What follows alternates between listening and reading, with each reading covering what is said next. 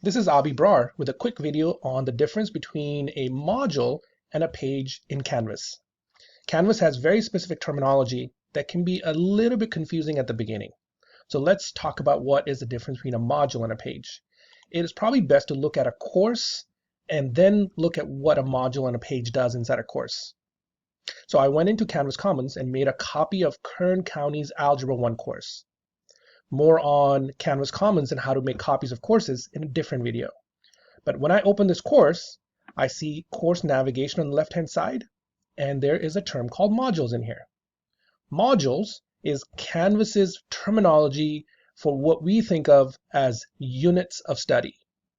When I click on my module link in this course, I see that the Kern County course has several modules that I have collapsed right now by just clicking on this drop down so I can see how many different modules they have. It is a 9-week-long course, and every week has a week title. When I expand this module, I see that there is lots of content inside, and each content type has a little icon on the front that shows me what it is. The very first one, Week 1 Overview, is a page that is denoted by this icon. An attachment is a paperclip, a little rocket, I believe, is a quiz, and if they have any discussions, that will show up as well. So notice they have lots of different content inside a module. Again, a module is an organizational unit. It allows you to put material in place so that you can guide students step by step on where to start, where to go next, so that they follow a pattern, a pathway to go through a unit of study. You can add material inside a module by clicking on the plus sign to the right, and notice I have a few different options on type of items I can add inside a module. So let's add a page, and I'm going to say it's a brand new page, and let's give it a sample title. When I click on add item, at the very bottom of that module, you will see that there is a sample title page. It's not yet published because it doesn't have the green check mark. To edit this page, I click on the title, and now I see that there is a blank, there's nothing inside. So a page can be a useful item to give directions, to organize a lesson, to really chunk information for students. And the way you do that is clicking on edit, and then a text box appears with what Canvas calls a rich content editor toolbar. I can type in here, give directions, add videos by clicking on the video link, add pictures. For math folks, I can add equations. I can even use my Canvas Studio where I may have recorded a screencast.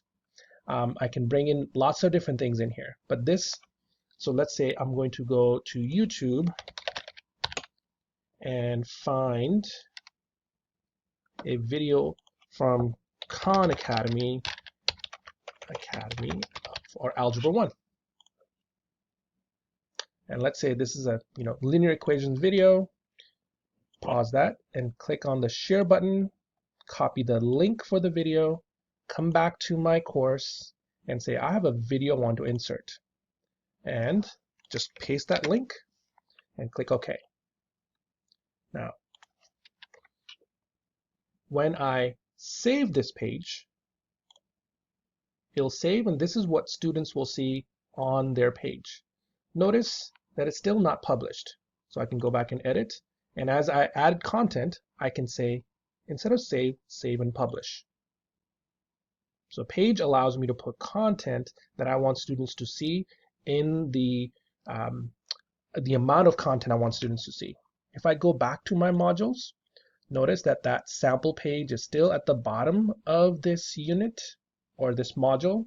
It is published now, and I can drag it and place it wherever I want. So let's say this is the very first or second thing I want students to see as they start this course of study. So I can say, okay, after they do the week 1 overview, they should all see this page.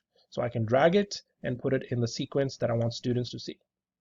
So when a student goes in, so let's take a look from a student's perspective. So I'm going to go to settings. I'm going to go click on student view, And when students click on a modules in the week 1 module, notice when they start here, this material is all by Kern County, so this is not something I created. But if they click next, it now takes them to that sample page that I created. And that's how modules and pages work inside Canvas. Hope this helps.